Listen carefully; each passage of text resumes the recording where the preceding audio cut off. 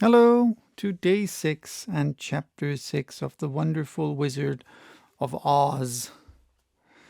And this chapter is titled The Cowardly Lion. All this time, Dorothy and her companions had been walking through the thick woods. The road was still paved with yellow brick, but these were much covered by dried branches and dead leaves from the trees, and the walking was not at all good. There were few birds in this part of the forest, for birds love the open country where there's plenty of sunshine. But now and then there came a deep growl from some wild animal hidden among the trees. These sounds made the little girl's heart beat fast, for she did not know what made them.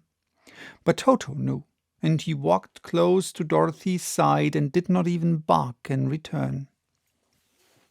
"How long will it be," the child asked of the Tin Woodman, "before we are out of the forest?"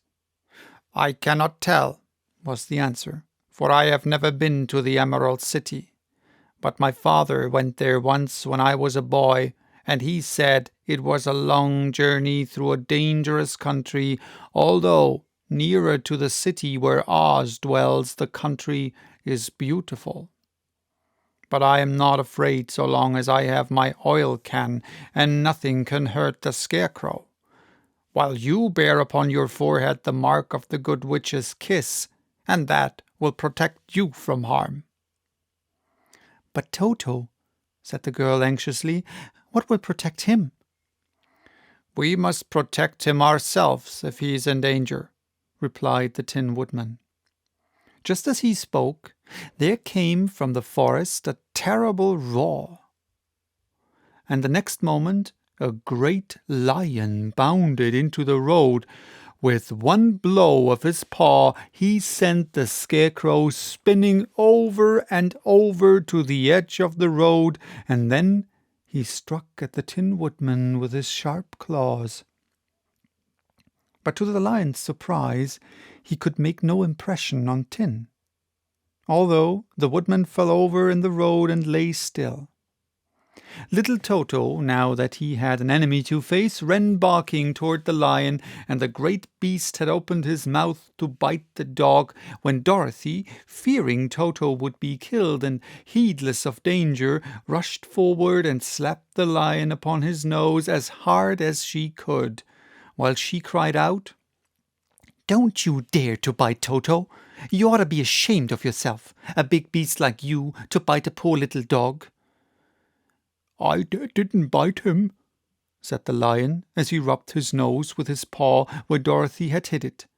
"No, but you tried to," she retorted. "You are nothing but a big coward." "I know it," said the lion, hanging his head in shame. "I've always known it, but how can I help it?" "I don't know, I'm sure. To think of you striking a stuffed man like the poor Scarecrow." "Is he stuffed?" asked the lion in surprise as he watched her pick up the Scarecrow and set him upon his feet while she patted him into shape again.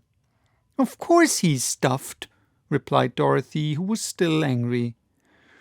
"That's why he went over so easily," remarked the lion.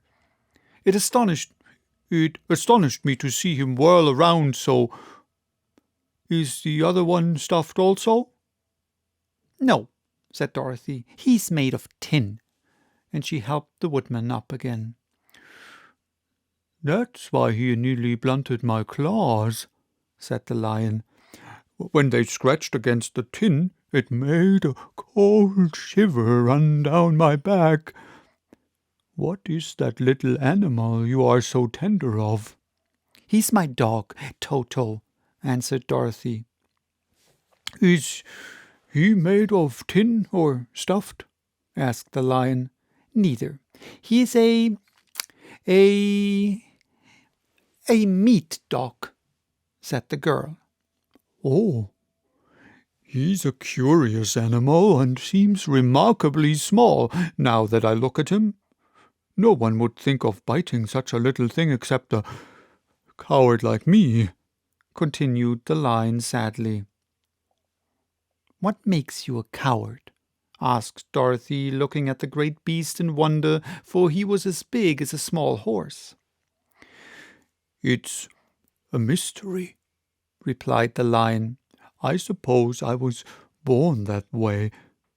All the other animals in the forest naturally expect me to be brave, for the lion is everywhere thought to be the king of the beasts.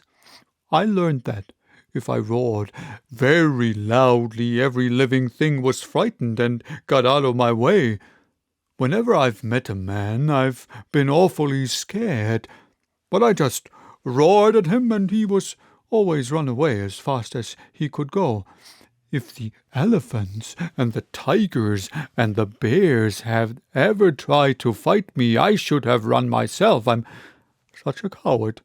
But just as soon as they hear me roar, they all try to get away from me, and of course, I let them go." "But that isn't right. The king of beasts shouldn't be a coward." "Oh," said the Scarecrow, "okay. But that isn't right. The king of beasts shouldn't be a coward," said the Scarecrow. "I know it," returned the lion, wiping a tear from his eye with the tip of his tail. "It is my great sorrow, and makes my life very unhappy, but whenever there is danger, my heart begins to beat fast." "Perhaps you have heart disease," said the Tin Woodman. "It may be," said the lion. "If you have," continued the Tin Woodman, "you ought to be glad, for it proves you have a heart. For my part, I have no heart, so I cannot have heart disease." "Perhaps," said the lion thoughtfully, "if I had no heart, I should not be a coward." "Have you brains?" asked the Scarecrow. "I suppose so. I've never looked to see," replied the lion. "I'm going to the Great Oz to ask him to give me some," remarked the Scarecrow, "for my head is stuffed with straw." "And I'm going to ask him to give me a heart," said the Woodman. "And I'm going to ask him to send Toto and me back to Kansas," added Dorothy. "Do you think Oz could give me courage?" asked the Cowardly Lion. "Just as easily as he could give me brains," said the Scarecrow. "Or give me a heart," said the Tin Woodman. "Or send me back to Kansas," said Dorothy. "Then, if you don't mind, I'll go with you," said the lion, "for my life is simply unbearable without a bit of courage." "You will be very welcome," answered Dorothy, "for you will help to keep away the other wild beasts. It seems to me they must be more cowardly than you are if they allow you to scare them so easily." "They really are," said the lion, "but that doesn't make me any braver, and as long as I know myself to be a coward, I shall be unhappy." So once more the little company set off upon the journey, the lion walking with stately strides at Dorothy's side. Toto did not approve this new comrade at first, for he could not forget how nearly he had been crushed between the lion's great jaws.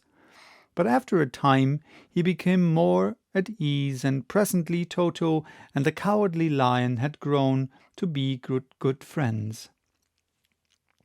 During the rest of the day there was no other adventure to mar the peace of their journey. Once, indeed, the Tin Woodman stepped upon a beetle that was crawling along the road and killed the poor little thing. This made the Tin Woodman very unhappy, for he was always careful not to hurt any living creature. And as he walked along,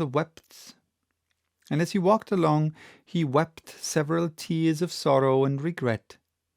These tears ran slowly down his face and over the hinges of his jaw, and there they rusted. When Dorothy presently asked him a question, the Tin Woodman could not open his mouth, for his jaws were tightly rusted together. He became greatly frightened at this, and made many motions to Dorothy to relieve him, but she could not understand. The lion was also puzzled to know what was wrong, but the Scarecrow seized the oil can from Dorothy's basket and oiled the woodman's jaws, so that after a few moments he could talk as well as before. "This will serve me a lesson," he said, "to look where I step. For if I should kill another bug or beetle, I should surely cry again, and crying rusts my jaws so that I cannot speak." Thereafter he walked very carefully with his eyes on the road, and when he saw a tiny ant toiling by, he would step over it, so as not to harm it. The Tin Woodman knew very well he had no heart, and therefore he took great care never to be cruel or unkind to anything. "You people with hearts," he said, "have something to guide you, and need never do wrong. But I have no heart, and so I must be very careful. When Oz gives me a heart, of course, I needn't mind so much." So, this was chapter 6. Tomorrow, chapter 7. And as you might have seen, I'm not at my usual place, so the recorder is there. I hope the sound will be fine, so this time I will check the video before uploading it. And so kind of goes a bit against this project, so haven't read the book, never read the chapters before, just go along with what happens. So I also hope that the different voices are not too similar to each other. So yeah, this one's for today. Bye-bye. Till tomorrow, till chapter 7, I think. Is it chapter 7? Yes, chapter 7. Yeah, maybe even in my living room. I tried it today. Sound is not ideal, but maybe I'll need a different microphone. So yeah, okay. Talked enough. Bye-bye.